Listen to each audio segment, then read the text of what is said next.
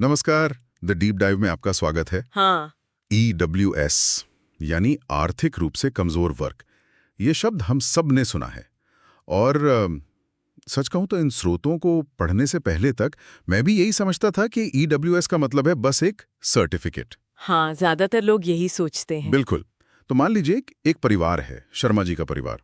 उनकी एक 5 साल की बेटी है जिसका एडमिशन एक अच्छे प्राइवेट स्कूल में कराना है और उनका एक बेटा भी है जो कॉलेज में दाखिले के लिए तैयारी कर रहा है।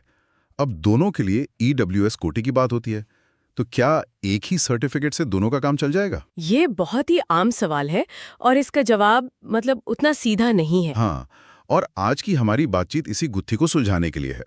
हमारे पास जो स्रोत हैं वो ये बताते हैं कि शर्मा जी की सोच, और शायद हमारी भी, वो पूरी तरह सही नहीं है। बिल्कुल। असल में यहाँ दो अलग अलग दुनिया हैं, दो अलग अलग सर्टिफिकेट्स हैं, एक स्कूल के लिए और दूसरा कॉलेज और सरकारी नौकरियों के लिए। हाँ, और दोनों के नियम भी बहुत अलग हैं। तो आज का हमारा मकसद इन दोनों के फर्क को साफ करना है, ताकि ये समझ आ सके कि ये दो अलग अलग सिस्टम क्यों बनाए गए हैं और ये असल में काम कैसे करते हैं। चलिए इस उलझन को परत दर परत खोलते हैं। तो सबसे पहले शर्मा जी की बेटी की बात करते हैं। 5 साल की बच्ची जिसे नर्सरी या पहली क्लास में एडमिशन चाहिए। ठीक है। यहाँ जो दस्तावेज काम आता है उसे हम आमतौर पर इनकम सर्टिफिकेट या आय प्रमाण पत्र कहते हैं। इसकी सबसे खास बात क्या है? इसकी सबसे खास बात है इसकी सादगी। हाँ। ये दस्तावेज बहुत सीधा साधा है। साधा मतलब? इसका सिर्फ एक काम है, ये बताना कि परिवार की सालाना आमदनी एक तय सीमा से कम है, बस। अच्छा, सिर्फ आमदनी? हाँ। इसमें आपकी जाति क्या है, आपके समुदाय से है, इसका कोई लेना देना नहीं है। ये सिर्फ और सिर्फ आपकी आर्थिक स्थिति का एक स्नैपशॉट है। शिक्षा के अधिकार यानी right to education RTE act के तहत होता है। बिल्कुल। RTE कानून यही तो कहता है कि हर प्राइवेट स्कूल को अपनी जो शुरुआती क्लासेस हैं उनमें 25% सीटें आर्थिक रूप से कमजोर और वंचित समूहों के बच्चों के लिए रिजर्व रखनी होंगी। तो ये सर्टिफिकेट उसी 25% कोटे में एडमिशन का दरवाजा है। एकदम सही। इसका मकसद बहुत बड़ा है कि कोई भी बच्चा पैसे की कमी की वजह से अच्छी शुरुआती तालीम से दूर न रह जाए। यहाँ पर एक बहुत दिलचस्प बात सामने आती है, क्योंकि इसमें जाति का कोई कॉलम ही नहीं है। हाँ। तो इसका मतलब तो ये हुआ कि ये SC, ST, OBC, जनरल कोई भी समुदाय बनवा सकता है। कोई भी, बशर्ते उनकी आय कम हो। ये बात आरक्षण की हमारी जो आम समझ है उससे बिल्कुल अलग है। हाँ, क्योंकि हम आरक्षण को हमेशा जाति से जोड़कर देखते हैं। सही पकड़ा आपने। ये आरक्षण की उस परिभाषा में फिट नहीं बैठता जो जाति पर आधारित है। RTE का फोकस कम से कम इस कोटे के लिए सामाजिक बराबरी से ज्यादा आर्थिक बराबरी पर है। इसके पीछे सोच क्या है? सोच ये है कि अगर बचपन में ही अलग अलग आर्थिक बैकग्राउंड के बच्चे एक साथ पढ़ेंगे तो समाज में एक मजबूत बुनियाद पड़ेगी। लेकिन ये तय सीमा क्या है? इनकम लिमिट क्या पूरे देश में एक ही है? नहीं, और ये एक बहुत जरूरी पेंच है। अच्छा। जो दूसरा वाला EWS सर्टिफिकेट है उसके उलट स्कूल एडमिशन के लिए आय की सीमा हर राज्य में अलग अलग हो सकती है। जैसे दिल्ली में ये सीमा 1 लाख से 5 लाख सालाना के बीच हो सकती है, तो किसी और राज्य में कुछ और होगी। ये उस राज्य की आर्थिक स्थितियों पर निर्भर करता है। तो इसका मतलब शर्मा जी को अपनी बेटी के एडमिशन के लिए दिल्ली के नियम देखने होंगे? बिल्कुल। और अगर कोई परिवार लखनऊ में है तो उन्हें वहां के नियम पता करने होंगे। ये काफी लोकल लेवल पर तय होता है। और इसे बनवाने का प्रोसेस कितना मुश्किल है? हमारे स्रोत इस पर क्या कहते हैं? प्रोसेस तो सीधा है, पर वो आसान हो ये जरूरी नहीं। ये सर्टिफिकेट SDM ऑफिस या तहसील से बनता है। लेकिन सोचिए, एक दिहाड़ी मजदूर या कोई छोटा मोटा काम करने वाला इंसान अपनी आय कैसे साबित करेगा? हाँ, उनके पास सैलरी स्लिप तो होती नहीं। बस यहीं पर नौकरशाही की दिक्कतें सामने आती हैं। कई बार उन्हें चक्कर काटने पड़ते हैं। तो कागज पर प्रोसेस भले ही सीधा लगे, जमीन पर ये एक चुनौती बन सकता है। ठीक है, तो मान लेते हैं कि शर्मा जी ने कुछ मशक्कत के बाद अपनी बेटी के लिए इनकम सर्टिफिकेट बनवा लिया और उसका एडमिशन हो गया। बढ़िया। अब वो चैन की सांस लेते हैं और सोचते हैं, चलो अच्छा है, इसी सर्टिफिकेट की एक कॉपी बेटे के कॉलेज फॉर्म के साथ लगा देते हैं। और यहीं पर कहानी में एक बड़ा मोड़ आता है। हाँ, यहाँ गड़बड़ हो सकती है। उनका फॉर्म रिजेक्ट हो सकता है। क्यों? क्योंकि वो पूरी तरह से एक अलग मैदान में खेलने की कोशिश कर रहे हैं। कॉलेज और सरकारी नौकरियों में जो 10% आरक्षण मिलता है, हाँ, वो इस इनकम सर्टिफिकेट के आधार पर नहीं मिलता। बिल्कुल नहीं। बिल्कुल नहीं। उसके लिए एक एकदम अलग दस्तावेज चाहिए जिसका ऑफिशियल नाम है EWS सर्टिफिकेट। और ये इनकम सर्टिफिकेट का कह सकते हैं बड़ा और कई ज्यादा कॉम्प्लेक्स भाई है। कॉम्प्लेक्स कैसे? दोनों ही तो आर्थिक कमजोरी को दिखाते हैं, लेकिन नापने का पैमाना बिल्कुल अलग है। अच्छा। इनकम सर्टिफिकेट सिर्फ आपकी कमाई देखता है, लेकिन EWS सर्टिफिकेट आपकी पूरी आर्थिक हैसियत को जांचता है। पूरी आर्थिक हैसियत से क्या मतलब है? स्रोतों के मुताबिक इसमें सिर्फ ये नहीं देखा जाता कि आपकी सालाना आय 8 लाख रुपए से कम हो, बल्कि ये भी देखा जाता है कि आपके परिवार के पास 5 एकड़ से ज्यादा खेती की जमीन तो नहीं है। अच्छा, जमीन भी? हाँ, या फिर 1000 स्क्वायर फीट से बड़ा फ्लैट तो नहीं है, या किसी नगर पालिका में 100 गज से बड़ा प्लॉट तो नहीं है। तो ये आपकी इनकम और आपकी संपत्ति दोनों को परखता है। अच्छा, तो ये संपत्ति वाली शर्त क्यों जोड़ी गई? स्कूल वाले सर्टिफिकेट में तो ऐसा कुछ नहीं था। इसके पीछे क्या सोच है? इसके पीछे की सोच क्रीमी लेयर के कॉन्सेप्ट से जुड़ी है। ये EWS आरक्षण 103वें संविधान संशोधन से आया। हाँ। इसका मकसद था जनरल कैटेगरी के उन लोगों को सहारा देना जो वाकई में आर्थिक रूप से पिछड़े हैं।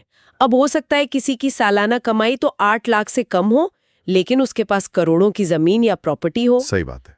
तो ये संपत्ति की शर्त बस ये पक्का करने के लिए लगाई गई कि आरक्षण का फायदा उन लोगों तक ना पहुंचे जो ऊपरी तौर पर कम कमाते दिख रहे हैं, लेकिन असल में साधन संपन्न है। और यहीं पर वो सबसे बड़ा फर्क भी आता है जो इसे स्कूल वाले सर्टिफिकेट से अलग करता है कि ये सिर्फ जनरल कैटेगरी के लिए है। बिल्कुल, ये सबसे बड़ा और अक्सर कंफ्यूजन पैदा करने वाला पॉइंट है। मतलब अगर कोई SC, ST या OBC समुदाय से है तो वो EWS सर्टिफिकेट नहीं बनवा सकता, भले ही उसकी आय कितनी भी कम क्यों ना हो। हाँ, चाहे आय कितनी भी कम हो।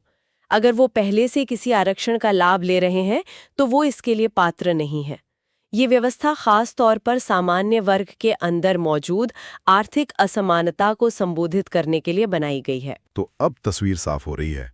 शर्मा जी को अपने बेटे के लिए एक नया सर्टिफिकेट बनवाना पड़ेगा जिसके नियम ज्यादा सख्त हैं। बिल्कुल। और क्या इसकी आय सीमा जो 8 लाख रुपए है वो भी राज्यों के हिसाब से बदलती है? नहीं, क्योंकि ये केंद्रीय कानून के तहत आता है, इसलिए इसके नियम, आय की 8 लाख की सीमा और संपत्ति के पैमाने पूरे देश में एक जैसे हैं। मतलब दिल्ली हो या चेन्नई, क्राइटेरिया सेम रहेगा? एकदम सेम। एक और बात जो स्रोतों में दिखी वो है इसकी वैलिडिटी।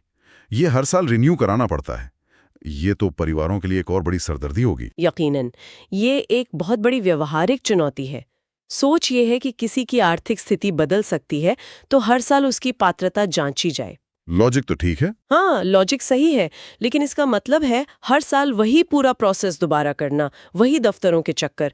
किसी परिवार के लिए, खासकर जो कम पढ़ा लिखा है, ये बहुत थकाऊ हो सकता है। और कई बार तो लोगों को पता ही नहीं चलता होगा कि सर्टिफिकेट एक्सपायर हो गया। बिल्कुल, और वो एक जरूरी मौका गवा देते हैं। तो अगर हम शर्मा जी की कहानी पे वापस लौटें, तो अब उन्हें ये समझ आ गया है कि उनके घर में EWS के नाम पर 2 अलग-अलग फाइलें बनेंगी। एक बेटी के स्कूल के लिए, दूसरी बेटे के कॉलेज के लिए। अब जरा दोनों को आमने सामने रखकर देखते हैं ताकि कोई कंफ्यूजन ना बचे। बिल्कुल। एक तरफ है स्कूल वाला इनकम सर्टिफिकेट। ठीक है। इसका मकसद क्या है? RTE के तहत प्राइवेट स्कूल में एडमिशन। ये क्या साबित करता है? सिर्फ सालाना आय। और किसके लिए है? किसी भी जाति या समुदाय के कम आय वाले परिवार के लिए। इसकी फिलॉसफी है शिक्षा तक पहुंच, एक्सेस टू एजुकेशन। और दूसरी तरफ है कॉलेज नौकरी वाला EWS सर्टिफिकेट। इसका मकसद क्या है? इसका मकसद है उच्च शिक्षा और सरकारी नौकरियों में 10% आरक्षण। और ये क्या साबित करता है? ये आय और संपत्ति यानी पूरी आर्थिक हैसियत साबित करता है। और ये किसके लिए? सिर्फ और सिर्फ जनरल कैटेगरी के लोगों के लिए। इसकी फिलॉसफी है सकारात्मक कार्रवाई या अफर्मेटिव एक्शन। ये बहुत अच्छा तरीका है दोनों में फर्क करने का। इसे ऐसे भी देख सकते हैं, इनकम सर्टिफिकेट एक व्यापक जाल की तरह है जिसका मकसद ज्यादा से ज्यादा जरूरतमंद बच्चों को शुरुआती शिक्षा के दायरे में लाना है। अच्छा। इसलिए इसके नियम लचीले हैं और ये सबको शामिल करता है। जबकि जो EWS सर्टिफिकेट है वो एक बहुत ही सटीक टूल है, एक सर्जिकल स्ट्राइक की तरह। हाँ, कह सकते हैं। उसे खास समूह यानी जनरल कैटेगरी के अंदर एक खास समस्या यानी आर्थिक पिछड़ापन को टारगेट करने के लिए बनाया गया है। इसीलिए इसके नियम बहुत सख्त और विशिष्ट है। ये बहुत साफ तरीके से अंतर को समझाता है। तो हमारी आज की बातचीत का निचोड़ यही है कि EWS एक अम्ब्रेला टर्म है जिसके नीचे दो अलग अलग रास्ते हैं। एक रास्ता जो किसी भी समुदाय के बच्चे को स्कूल तक ले जाता है और दूसरा रास्ता जो सिर्फ जनरल कैटेगरी के युवाओं को कॉलेज और नौकरियों में मदद करता है। बिल्कुल। और शर्मा जी को ये दोनों रास्ते अलग अलग ही तय करने होंगे। एकदम। और इस चर्चा को खत्म करते हुए एक सवाल सोचना बहुत दिलचस्प है जो ये स्रोत हमारे सामने रखते हैं। हाँ, बताइए। सोचिए, एक ही देश में एक ही सरकार आर्थिक रूप से कमजोर होने की दो अलग अलग परिभाषाएं क्यों इस्तेमाल कर रही है? ये तो मैंने सोचा ही नहीं। स्कूल के लिए आपकी परिभाषा सिर्फ आय पर टिकी है और जाति से परे है, लेकिन जैसे ही वही बच्चा बड़ा होके कॉलेज पहुंचता है तो कमजोर होने की परिभाषा में संपत्ति और जाति की शर्त भी जुड़ जाती है। एग्जैक्टली। ये वाकई एक गहरा सवाल है। इसका मतलब है कि हम एक बच्चे की गरीबी को अलग नजरिए से देखते हैं और एक युवा की गरीबी को अलग नजरिए से। ठीक यही बात। ये इस सवाल को जन्म देता है कि आर्थिक मदद और आरक्षण के इन दो अलग अलग मॉडलों का भविष्य क्या है। क्या ये हमेशा ऐसे ही चलते रहेंगे? हाँ, क्या ये हमेशा ऐसे ही दो समानांतर पटरियों पर चलते रहेंगे या वक्त के साथ हमें कोई ऐसी एकीकृत नीति देखने को मिलेगी जो आर्थिक कमजोरी को हर स्तर पर एक ही पैमाने से देखें? ये एक ऐसा सवाल है जिस पर नीति बनाने वालों को सोचना होगा। बिल्कुल। और ये हमारी आज की बातचीत का एक अच्छा अंत बिंदु है।